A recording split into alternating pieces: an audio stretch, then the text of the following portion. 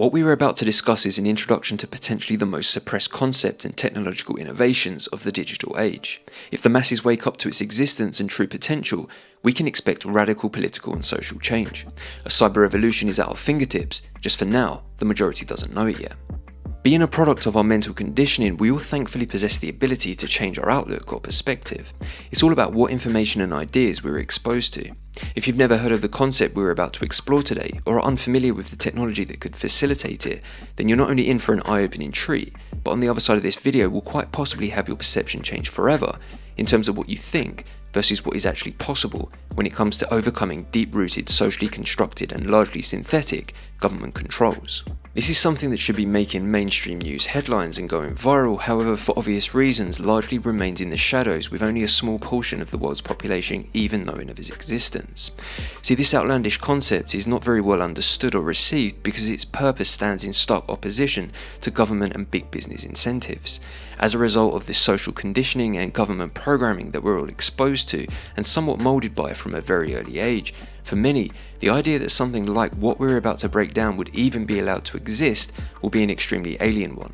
It's the antidote to you'll own nothing and be happy, a concept in technology that has the potential to unlock true freedom for humanity and power to effectively negotiate exactly how we the people intend on defining our future. For the first time, we have the ability to truly hold world governments accountable for their actions while taking back control of our property, money and identity in the process. Best of all, they can't prevent it. By developing a global operating system and new form of governance, this is the network state. Are we really building a decentralized digital country in plain sight? Welcome back to Sapien, the channel for in-depth coverage and breakdowns of the most disruptive technology that's challenging the economic, political and social systems of the world. Before we dive in, this video is brought to you in partnership with the Cardano fan stake pool. If you find value in the content, please consider supporting this collaboration by delegating to the Cardano stake pool ticker, CRFA. Full details can be found in the description. In today's video, we explore the concept of the network state, understand what it would take from a social and technological standpoint to actually realize it, and reveal if it's only a concept or a technology and movement already 10 years in the making. So if you value true freedom, hit that like button, be sure to stay to the end, and let me know in the comments exactly what you think about the information I presented. For now though, let's get straight into the video. Now to be clear, it's no secret that all the information we're about to discuss is completely available in the public domain. But I can assure you, for reasons that will soon become clear, governments wouldn't want you putting all the puzzle pieces together, because it's only when you connect the dots entirely that you realise how powerful a concept and technology we actually have available to us. If knowledge is power, then my only advice to you is, be sure to digest, fact check and research all of what I'm about to lay out in this video. Don't trust but verify, because this is a rabbit hole that you need to dive down. Now, blockchain is more commonly associated with cryptocurrencies like Bitcoin and Ethereum. However, the power of this technology extends far beyond only digital currencies. Mainstream attention predominantly focuses on its application in cryptocurrencies, overshadowing its broader potential to transform and innovate sectors beyond only finance. This is partly due to the fact that Bitcoin, the most well-known and founding cryptocurrency after its rise to prominence and significant appreciation in value, seemingly stopped evolving, therefore limiting the wider perception of what this technology is truly capable of. When you add programmability, blockchain has no ceiling. It can revolutionize global industries and challenge the legacy systems we are for now extremely reliant upon. Outside of sound money and ultra-inclusivity, some of the examples of this could include enhancing supply chain transparency, securing our voting systems, medical records, streamlining business agreements and transactions through the use of smart contracts, producing censorship-resistant social media networks, and the emergence of self-sovereign identity solutions where you take back full control of your own data. It would seem through pure greed, however, the blockchain and cryptocurrency industry seems to have largely lost its way from the principles it was founded upon, that being decentralization, transparency and security. Outside of reporting on the extreme volatility in crypto markets, the price of Bitcoin, illicit activity and scams, the mainstream media offer little to no coverage on the true power and potential this technology has to produce meaningful change to the world's financial, social and political systems. How can we the people use this technology to challenge our governments, change the legacy systems, and produce a credible alternative that enables any one of the 8 billion people on Earth to access and benefit from its utility? Enter the network state. Think of the network state as a successor to the nation state, a concept where a new form of governance emerges from a community networked online. This idea proposes the creation of digital-first societies that may eventually establish physical territories and potentially even gain diplomatic recognition. A robust, decentralized, purpose-built blockchain system could enable the kind of mass collaboration required to realize such a unique concept without the fears that governments could prevent or impede its progress. Now, you may think the mobilization of a highly aligned online community with a capacity for collective action that crowdfunds territory, development, and ecosystem use cases that can be accessed anywhere around the world and could eventually gain diplomatic recognition from pre-existing states is far-fetched, but I will show you by the end of this video, it is in fact a very real possibility. Just like when we think of a nation state, we automatically think of physical boundaries, borders, and lands, when we think of a network state, we should initially think of the mines. If the nation state starts with the map of the globe and assigns each patch of land to an individual singular state, the network state system starts with the 7 billion plus humans of the world and attracts each mine to participate and engage with one or more of the decentralized networks. If the system is built and enough people participate, then it will exist. This concept in its contemporary form is most closely associated with Balaji Srinivasan, who has been discussing and popularizing it since around 2020. His book, The Network State, released in 2022, is available online for free, of which we'll take a look at in a moment, and it's linked in the description for reference. However, the underlying ideas have far deeper roots. The notion of digital or cyber states can be traced back to earlier ideas about the internet and digital communities. For example, The Sovereign Individual, 1997, authors James Dowd Davidson and William Rees-Mogg predicted the rise of digital currencies and the diminishing power of nation states due to technological advancements. Also, thinkers like John Perry Barlow, with his Declaration of the Independence of Cyberspace, 1996, envisioned the internet as a new realm of freedom and self-governance. These earlier concepts and writings laid the groundwork for the more formalized idea of network states that Srinivasan has articulated. So while the term network state itself is recent, its philosophical and conceptual origins stretch back several decades. In his book, Srinivasan writes, "A network state is a social network with a moral innovation, a sense of national consciousness, a recognized founder, a capacity for collective action, an in-person level of civility, an integrated cryptocurrency, a consensual government limited by a social smart contract, an archipelago of crowd-funded physical territories, a virtual capital, and an on-chain census that proves a large enough population, income, and real estate footprint to attain a measure of diplomatic recognition." Whilst there are many internet phenomena that share some of the properties of the network state, for example Bitcoin or Facebook, both lack certain qualities and important characteristics we think of as a necessity if we're to create the next version of the nation state. Technology has allowed us to start new companies, new communities, and new currencies, but can we use it to create new cities or even new countries? A key concept is to go cloud first, land last, but not land never. By starting with an online community and then materializing it into the physical world, you have the means to make revolutionary style change on a global level. The key idea is to populate the land from the cloud and do so all over the earth. Unlike an ideologically misaligned and geographically centralized legacy state which packs millions of disputants in one place, a network state is ideologically aligned but geographically decentralized. The people are spread around the world in clusters of varying size, but their hearts are in one place. As the population and economy of a startup society grows comparable to that of a legacy state, with millions of citizens and billions in income, it should eventually be able to attain recognition from existing sovereigns and ultimately the United Nations, just as Bitcoin has now become a legitimate national currency. So in effect, using blockchain technology specifically to architect a system that could function as a network state lays the framework for creating a digital country that evolves into a physical one that could also remain borderless and decentralized across the globe. But despite having such an empowering concept and revolutionary technology in blockchain available to us, on the surface it would seem the industry as a whole has made little to no progress in making this a reality. The idea of the network state and creating a system to enable it is an infinitely complex problem. Just like a country, it would be a living organism and its evolution in theory could be infinite, ongoing through the decades.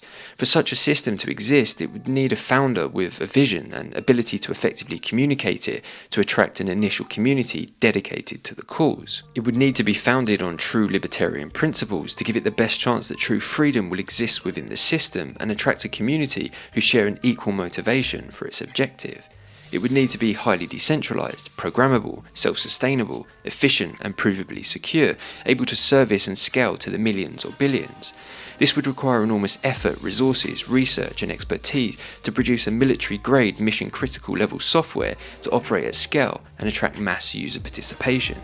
This itself could take a decade or more to develop and you still wouldn't be done. Such a system would require a pathway to decentralized governance that's able to tap into the collective brilliance and place its ongoing evolution in the hands and brains of the many, not the few. You can already see how the problems are mounting up, making it great in theory, but tremendously difficult to execute in practice. There are a long list of reasons to why the network state idea powered by blockchain technology is something we should all seriously consider investigating. First and foremost, being decentralized and permissionless, it would enable mass participation and a collaborative effort to tackle some of the world's most complicated problems out of the reach of the deep state and world government controls. Such a system can continue to develop use cases, solutions and provide utility to its users outside of the centralized legacy systems, offering credible alternatives that can't be shut down or switched off due to its widely distributed and decentralized nature. A network using a decentralized deflationary currency counters the fiat system and fears surrounding central bank digital currencies. By introducing sound money, its economy would be far more resistant to inflationary pressures and manipulation.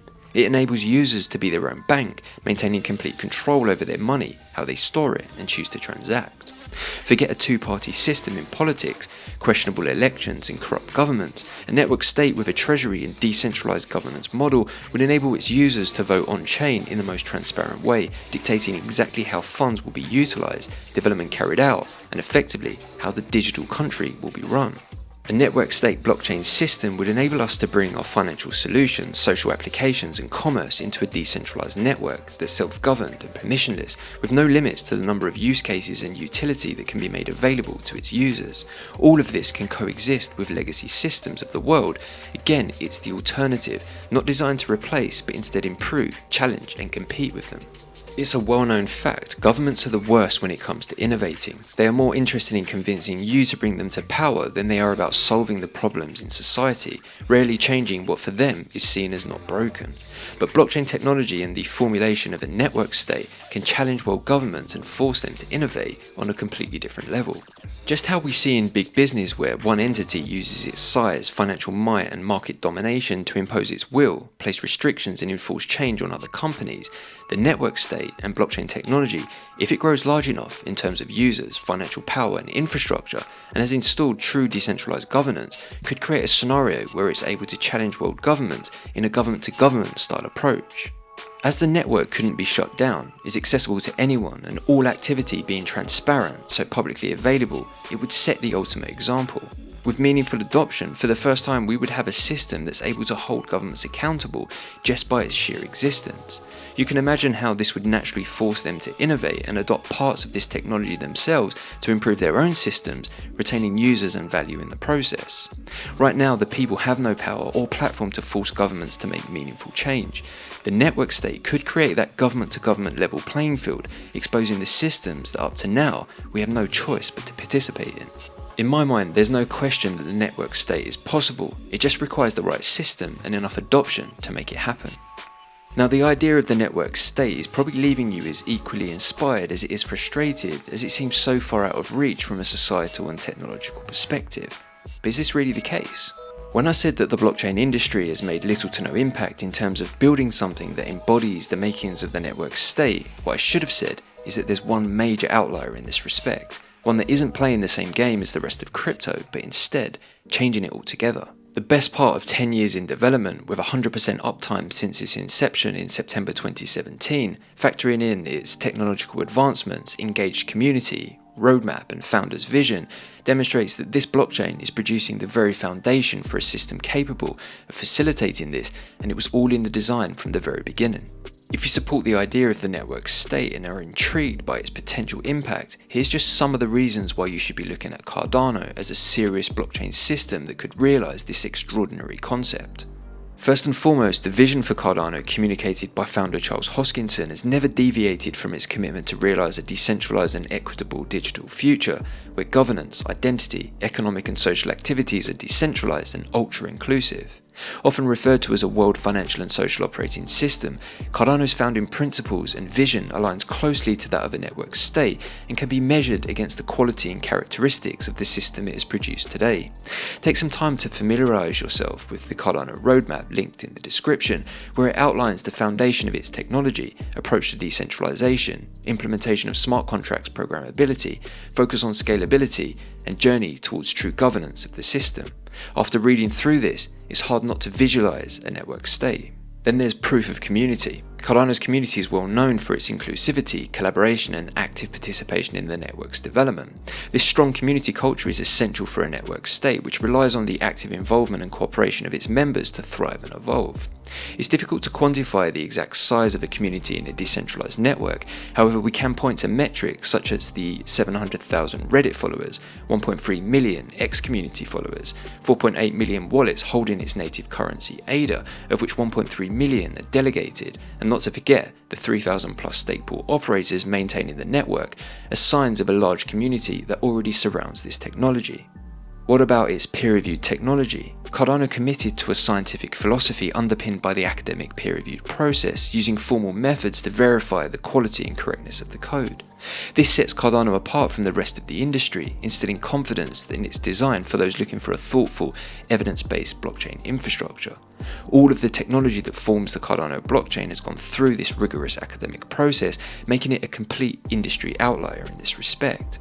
This approach has enabled Cardano to produce mission-critical level software. Then there's the ledger and smart contract security. A blockchain's ledger must be absolutely secure and built on the most solid foundations. Through the use of Haskell, a functional programming language, Cardano was able to achieve formal verification of the ledger. No other blockchain has this feature, making Cardano arguably the most provably secure blockchain in existence.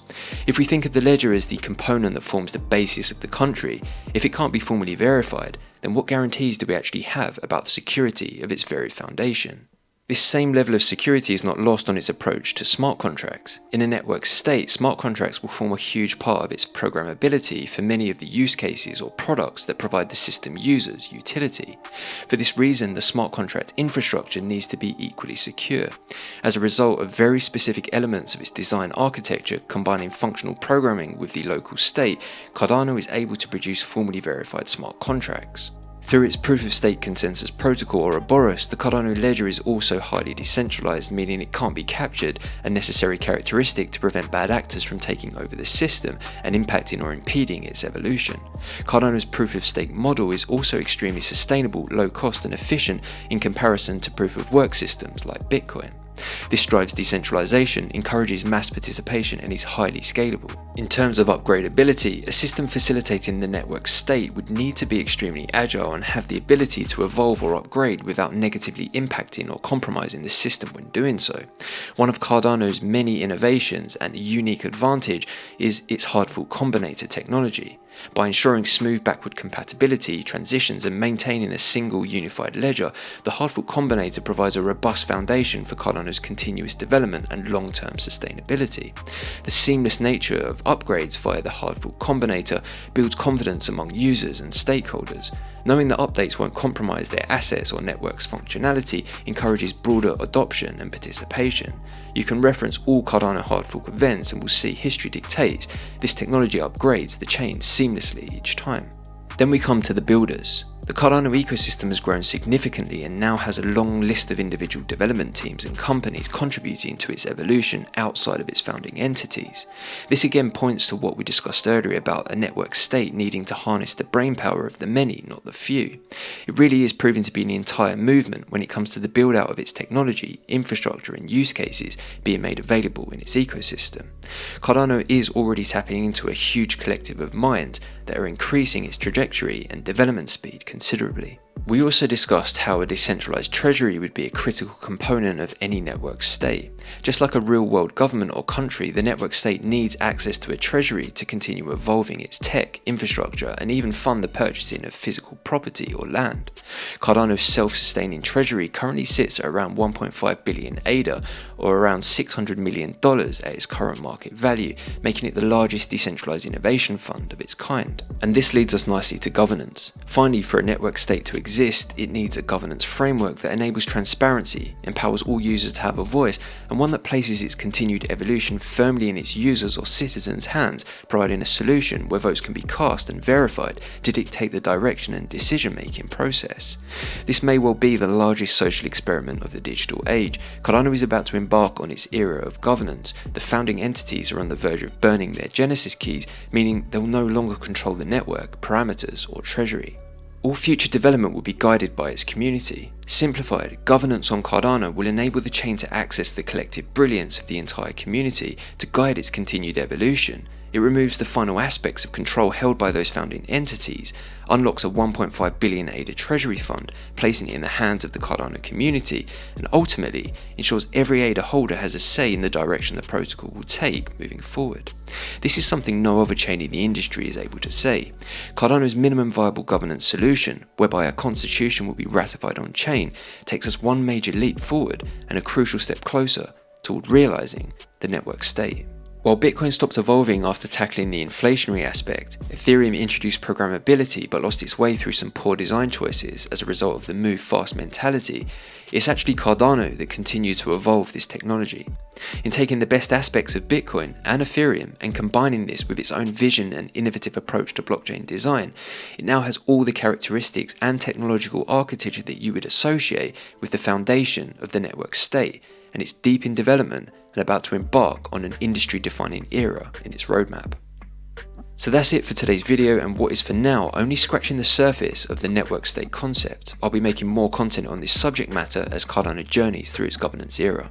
If you found value in the content and want to ensure as many people find this information as possible, please consider subscribing to the channel, hitting that notification bell for future uploads, and smashing the like button to help supercharge the algorithm, which is the best way you can help support the channel. I really do appreciate it.